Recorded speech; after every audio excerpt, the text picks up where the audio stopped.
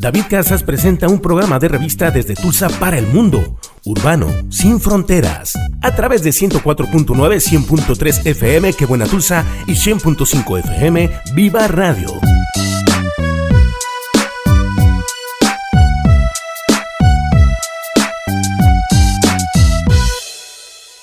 ¿Qué tal, amigos de Urbano Sin Fronteras? Gracias por acompañarnos una vez más en su programa. Gracias a nuestros amigos de Qué Buena y Viva Radio. Les damos la más cordial bienvenida y les invitamos a que compartan nuestros videos y nos den un like en Facebook y YouTube. El día de hoy estamos presentándoles a uno de nuestros candidatos a la alcaldía o la presidencia municipal, como se conoce en otros países, de aquí de la ciudad de Tulsa. Les invito a que nos acompañe y conozcamos un poco más de Monroe Nichols. Okay. Monroe. Good to see you. You too. Thank you so much for taking the time to talk to us. I appreciate the opportunity. I really do. Glad to be back. It's my second time here. Yes, it is. Le agradezco por su tiempo de estar acá y comenta que es su segunda vez estando con nosotros. Thank you for this opportunity to get to know the person. Yeah. And I would like to start. Can you tell us what are you born? Where you grew up? Yeah. I know the answer, but there are some people that doesn't know. So. Absolutely. Well, I was actually born and mostly raised in Central Texas, in Waco, Texas. Mm-hmm. My dad was actually a Houston police officer. My parents divorced when I was 4. Mm-hmm. And so me and my mom moved back to Waco, where her family was from. So I grew up there in Waco and got to Tulsa in 2002. But Waco, Texas was where I was born and raised. Okay. Soy originario de Texas, del centro de Texas. Mis papás se divorciaron cuando yo tenía 4 años y ahí prácticamente crecí hasta el 2002 que me vine a Tulsa. Yeah. Good. So you moved to Tulsa? Yeah. And I'm assuming you're running for this because you're in love. Yeah, no, yeah. So I moved here to go to the University of Tulsa, went to TU. Okay. Played football at TU. And my first job out of college, out of TU, was in the mayor's office. Okay. And that really sparked something in me then because I understood the kind of impact you can make as a mayor. And so when I think about what families are going through all across Tulsa, I think about running for mayor to make sure Tulsa is a place of opportunity for our children. I have a 16-year-old son. And I want to make sure that any opportunity that he would seek anywhere else, it's right here in Tulsa. And that's the reason why I'm running. Le comentaba que asumía que estaba enamorado ahora de Tulsa, por eso está ahora postulándose para ser alcalde de la ciudad. Me dice que de hecho se movió a Tulsa por la universidad y una vez estando aquí, saliendo de la universidad, su primer trabajo fue en la alcaldía, presidencia y presidencia municipal. De ahí se dio cuenta la importancia y el poder que tiene un alcalde para beneficio de la comunidad. Y él tiene un hijo de 17 años y le gustaría que su hijo encuentre todas las oportunidades que necesita aquí en Tulsa. That sounds great. Yeah, absolutely. Yeah. So since the beginning after college, you decided to that's sparked your interest. Yeah, and so I served Tulsa in a lot of different ways before I got elected. Most recently, serving as I just co-founded an organization called Impact Tulsa, which is all about improving education, and have served the last 8 years in the Oklahoma House of Representatives. And so it's just been a pleasure serving, and I think running for mayor has been about the next chapter in that service, but in a way that we are really thinking about how we're impacting every community across Tulsa. En los últimos, you said 7 years, right?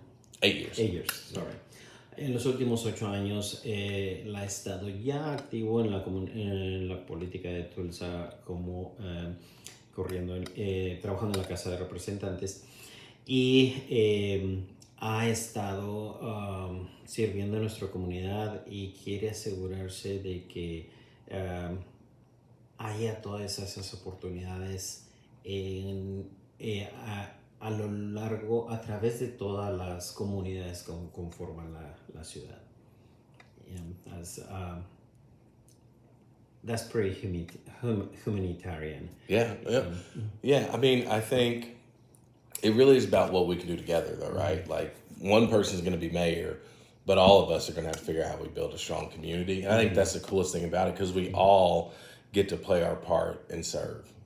So it's great to be a mayor. It's been great to be in the state house as a state representative.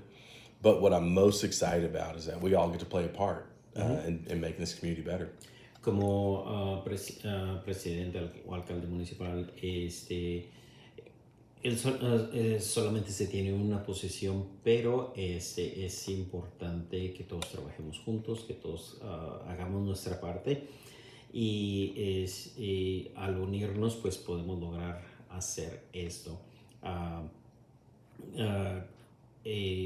lograr tener una buena comunidad. That's great.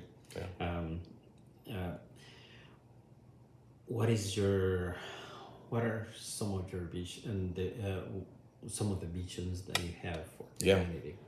So son algunas de las visiones que tiene para la comunidad. Sorry. Yeah, no, that's right. Yeah, number one is ending homelessness as we know it. Number two is improving student outcomes. I think as we think about young Latino kids in particular, the data tells us we have a lot of work to do on graduation rates, on literacy rates, those types of things.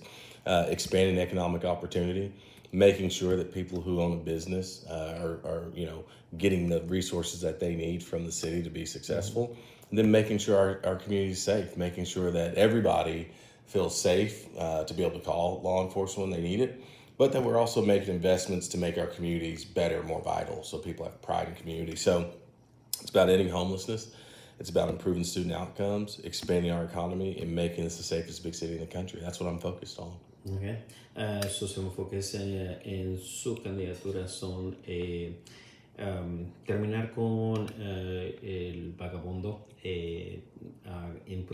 mejorar la educación, lograr que haya un número más grande de graduandos que terminen su educación. Como sabemos, en nuestra comunidad latina necesita bastante trabajo en eso, que sí hay bastantes chicos que salen, dejan los estudios antes de graduarse, y también pues bueno, mejorar la economía. On the homeless side, I think that has grown a lot lately. It has. In the city. Yep. Why do you think it has grown so much? I think the challenge is that we are not necessarily stabilizing people. So folks know where they can get something to eat, or they can get a place to change their clothes or take a shower, but we're not getting people off the streets. And so, as mayor, what I'm going to be focused on is not just making sure people can get the basic needs met, but that we get them in housing, and we give them the opportunity to get a job, to become self-sufficient, and be members of this community that have a future. And I think that's the big difference. Yes, it is. Yeah. Le pregunto cuál es, últimamente se ha visto un número muy grande de personas sin hogar, vagabundos en la comunidad, y cuál es la visión que él tiene al respecto. Menciona que actualmente se les está proveyendo el alimento, se les está proveyendo un lugar donde estén, donde cambiarse, donde puedan tomar un baño, pero no se les está dando un programa en el cual se les ayude a salir de las calles, y eso sería una gran diferencia en tener un apoyo más en el cual ellos puedan salir de la calle y llegar a formar una parte de una comunidad en la cual ellos puedan desarrollarse también. That's a good vision, I would say. Yeah, absolutely. And I understand also that you're pretty big on education. Yes, absolutely. I think it's the most important thing we have to be focused on. If we think about what's happened in our community over the last year, we've had the threat that Ryan Walters is going to take over Tulsa Public Schools. Mm-hmm. And in this community, we had just last year bomb threats at one of our elementary schools because of those same issues with Ryan Walters. We have to fight for our kids' future to make sure that they can build amazing community. Because one day, someone else is going to be sitting here. Mm-hmm. Some kid in school is going to be sitting in your seat. Some kid's going to be sitting in my seat. And it's incumbent on us to make sure that what they have in the future is a better community than we have today. So they can be leaders and they can take us to the next level. That's correct. Me pregunto que la educación también es un factor muy fuerte en su campaña y cuál es la visión. Nos comenta para el año pasado tuvimos la amenaza de parte del superintendente del Estado de Educación en tomar control de lo que son las escuelas públicas de Tulsa y parte de eso creo que provocó una serie de descontroles también. Se ha habido amenazas de bombas en las escuelas y ha desencadenado una serie de cosas que ofreciendo una mejor educación nuestros estudiantes puedan enfrentar tener una mejor mañana. Alguien el día de mañana va a estar sentado en mi lugar, alguien también va a estar sentado en tu lugar y pues qué mejor que darles unas mejores herramientas para que el día de mañana que ellos estén acá puedan tener las bases de un buen éxito. Yeah. What is it? What you will say to the people, especially to the Latino community? Yeah. What that you care about the community? Yeah. I mean, I think the big things we talked about a couple of them, right? Yes. Making sure that young people who grow up in this community know this is a community that not only cares about them, but as a community, they are going to have a bright future, right? That they are going to be the next generation of leaders. I think it's also making sure that the city is invested in East Tulsa, for example, to make sure that folks on this side of town feel just as much a part of Tulsa as anybody does, and making sure that everything we do is about giving people a place to feel included in the city's future, that as they are paying taxes and they're helping build this community up, that they also benefit from it. And I think that's what's really important. Sometimes I get frustrated as a legislator, as a man, at how some politicians talk about our Hispanic community as though everybody is a threat. And I think what we have are these folks who, whether they came to Tulsa, they were born here, or they came here yesterday, are contributors to this community, and we have to make sure that those contributions ladder up to a better community. And so, like for me, I just think that, or I know as mayor, you can find me to be the most inclusive mayor and to bring people in who represent the community and give them a voice in government. Okay. That was a little long. Yes. Sorry. I was going to say, Sumaira is in. Yeah, go ahead. No, that's right. Me dice que es un poco largo lo que el comentario, pero la pregunta fue ¿qué es lo que le dirías a la comunidad a la comunidad latina que te importa como una vez siendo el presidente municipal o el alcalde? Me dice, creo que ya toqué 2 puntos y pues es muy cierto, pero también proveyendo tomando en cuenta la comunidad, que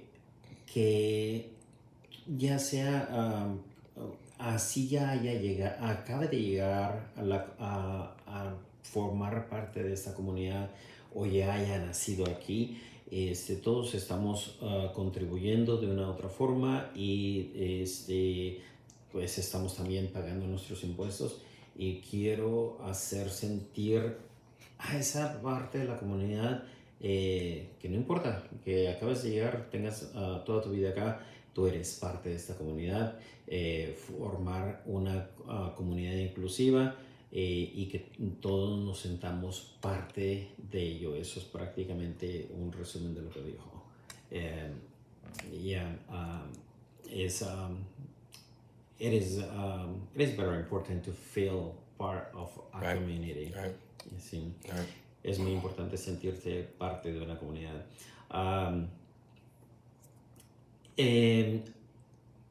During your campaign, I have seen you pretty much everywhere. Yeah. And you have been involved in a lot of Latino activities, Yeah. and I like to see that. Yeah. That you are being involved as of now. Yeah. Not just waiting for Yeah.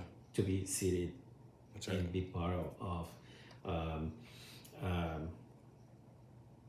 Is there anything that you have discovered about the Latino community that you did? Yeah. I don't know if it's things that I didn't know because I've always been aware of the rich culture and contributions. I think the thing that has been maybe somewhat frustrating is as I think about how rich all that is, the lack of representation in elected office. And saying like we really need to work on making sure that while we are making decisions for the community, the people making decisions are reflective of the community. And so one thing that's not lost on me, my responsibility as a mayor, should I get elected, is really working to make sure that we're appointing members of the community to authorities, boards, and commissions. And we're actually supporting folks who might want to run for office who are also from the community. I think that's a big thing that's missing, is that representation. I think you got it totally right. Le comentaba que durante su campaña lo he visto en varios eventos que tienen que ver con la comunidad latina, y le comentaba que que si había algo que él hubiera aprendido de nuevo de la comunidad latina. Creo que no ha sido mucho lo que he aprendido porque siempre he estado involucrado, he estado consciente de que existe la comunidad latina, pero algo que sí me ha frustrado es ver que no tenemos una representación en los puestos políticos que sea alguien directamente de la comunidad latina, y creo que me gustaría trabajar, si soy electo para la alcaldía, trabajar en eso, en que podamos crecer la participación política con un representante de la comunidad latina. Eso creo que sería algo en lo que me gustaría trabajar. That's a key.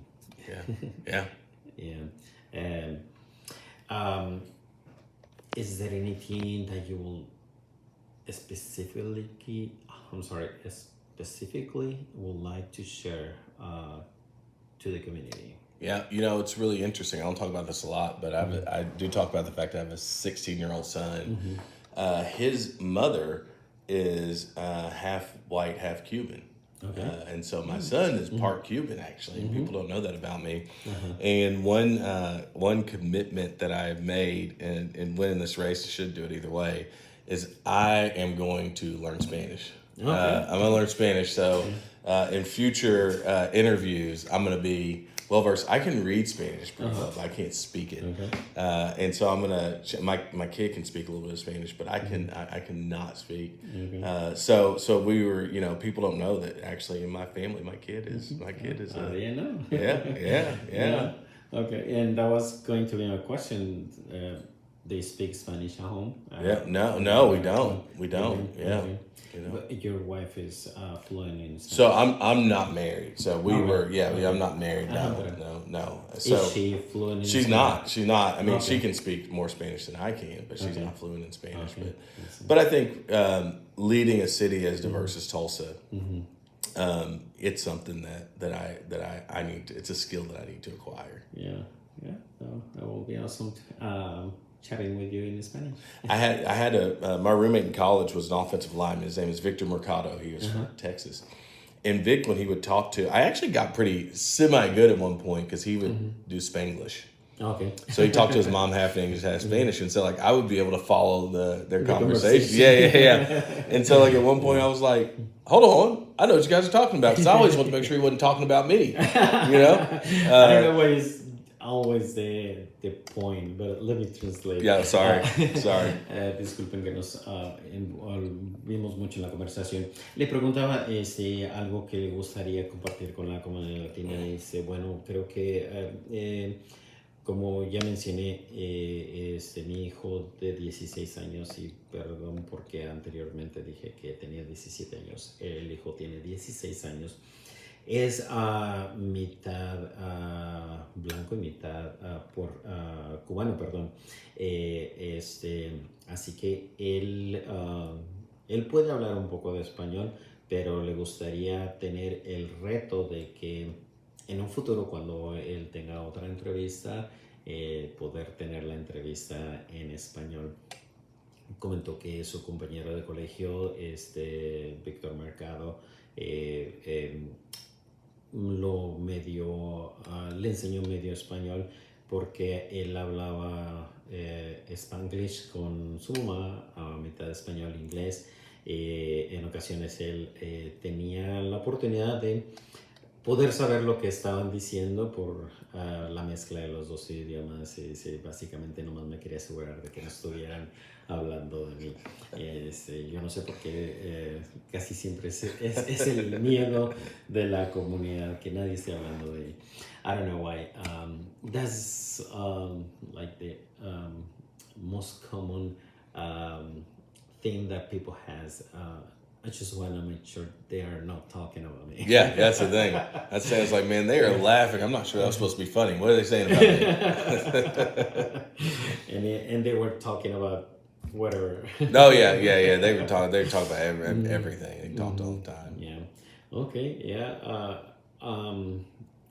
Thank you for having the opportunity to chat with you and get to know you in this level. Yeah. I really feel that it's so easy to talk to you. Yeah. And we hope the best for you in this coming Thursday. Yeah. And for our people, remember the voting polls are open from 7 to 7. That's right. And make sure to be there. Yeah, and I just want to say thank you. I mean, I think it's really important that everybody's educated. You all at this radio station, you've done that, and that's just a huge part of it. So many things happen, and people wonder, how'd that happen? When did that happen? So making sure people have the information is a big part of how you build a great community. So thank you so much for the opportunity to come and chat with you. That is correct. Thank you so much. Le agradecí por el tiempo que nos ha permitido estar aquí con él platicando en un ambiente muy personal y relajado. Le comenté que se siente muy fácil hablar con él. Él me agradeció por la oportunidad de estar acá y porque siente que el educar es una parte muy importante y nos agradece como radio la tarea que estamos haciendo de educar a nuestra comunidad en el sentido de darnos a todos la oportunidad de conocer de la mera fuente la visión, la misión, el deseo, y pues qué mejor que hablando directamente con las personas en cuestión. Y pues en este caso tuvimos la oportunidad de hablar con nuestro candidato a la alcaldía, Monroe Nichols. Thank you, and Thank you. we hope to see you soon. Absolutely. And I get elected, I'll come back. yes, I'll come back. Absolutely will. Okay, si soy electo volveré y pues absolutamente volveré. That's right. That's right. Thank you. Thank you too. Appreciate it. Thank you.